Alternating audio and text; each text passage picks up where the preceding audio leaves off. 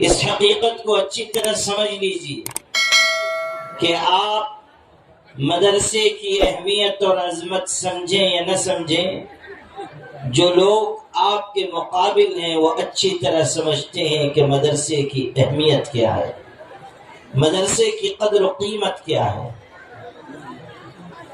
ہمیشہ یاد رکھیے کہ جب تک یہ مدارس قائم ہیں یہ امت اپنے قدموں پر کھڑی ہے، جب یہ مدارس ٹوٹیں گے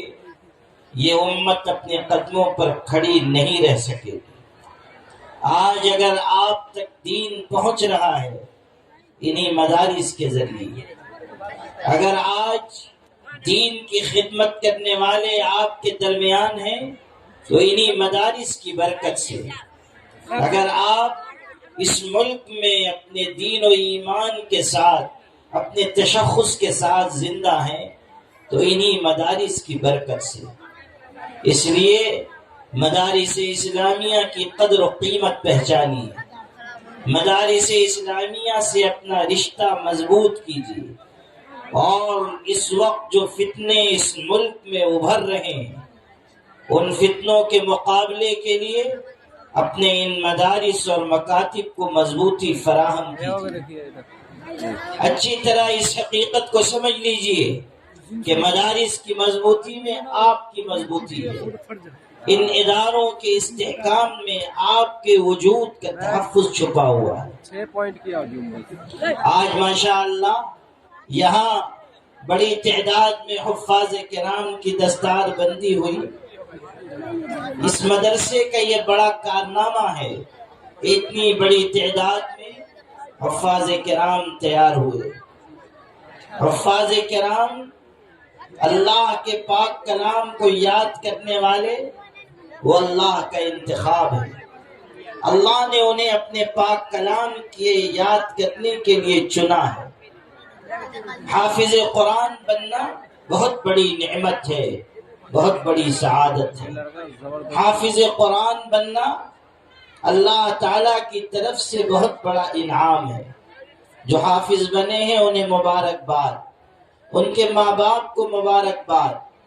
ان کے اساتذہ کو مبارکباد، لیکن اسی کے ساتھ ساتھ میں اپنے ان عزیزوں سے جو آج حافظ قرآن بن کر جا رہے ہیں یا پچھلے چند سالوں میں حافظ ہوئے ہیں، ان سے میں یہ عرض کرتا ہوں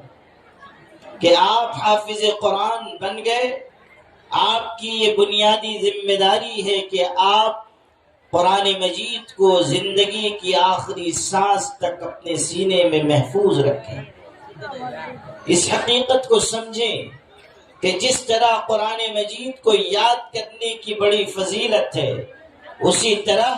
قرآن مجید کو بھول جانے پر سخت وعیدیں ہیں۔ قرآن مجید کو ہمیشہ پڑھتے پڑھاتے رہیے، قرآن مجید کی خدمت سے جڑے رہیے، قرآن مجید کو اپنے لیے حرز جاں بنائیے، قرآن مجید کی تلاوت کا معمول ہو، اور صرف تلاوت نہیں، قرآن مجید کی تلاوت کے ساتھ آپ کی زندگی میں یہ چیز ہو کہ آپ جو قرآن پڑھ رہے ہیں اس پر خود عمل کرنے والے ہو۔ ابھی یہاں تہنیتی نظم پڑھی جا رہی تھی اور تقریروں میں بھی یہ بات ہوتی ہے کہ حافظ قرآن 10 جہنمی لوگوں کی سفارش کرے گا، یقیناً یہ حدیث ہے، لیکن صرف قرآن مجید یاد کرنے والے کے لیے یہ بات نہیں ہے، بلکہ ارشاد ہوا کہ جو قرآن مجید پڑھتا ہے، اسے یاد کرتا ہے، اس کے حلال کو حلال جانتا ہے، اس کے حرام کو حرام جانتا ہے، اس کے لیے یہ فضیلت ہے۔ اگر حافظ قرآن غلط راستے پر جا رہا ہے، اگر حافظ قرآن قرآن مجید کی آیتوں کی خود خلاف ورزی کر رہا ہے، اگر حافظ قرآن جھوٹ بولتا ہے، ظلم کرتا ہے، لوگوں کو تکلیف پہنچاتا ہے، تو پھر وہ قرآن مجید کی خود مخالفت کرنے والا ہے، اس فضیلت سے وہ محروم کر دیا جائے گا۔ حافظ قرآن کی ذمہ داری ہے کہ وہ قرآن پاک کے سانچے میں ڈھلی ہوئی زندگی اختیار کرے، قرآن مجید کی تلاوت کرتا رہے، قرآن مجید پڑھتا پڑھاتا رہے اور قرآن مجید پر عمل کا مزاج بنائے۔ قرآن مجید اگر سینے میں ہے تو حافظ قرآن ایسی زندگی گزارے کہ وہ کسی مالدار کے آگے، کسی منصبدار کے آگے، کسی عہدہ رکھنے والے کے آگے نہ جھکے۔ آج بہت سے ہمارے علماء حفاظ، ان کو دیکھا جاتا ہے کہ وہ مالداروں کے پیچھے پیچھے لگے ہوئے ہیں، مال کی طلب انہیں علم کو ذلیل کرنے پر مجبور کر رہی ہے۔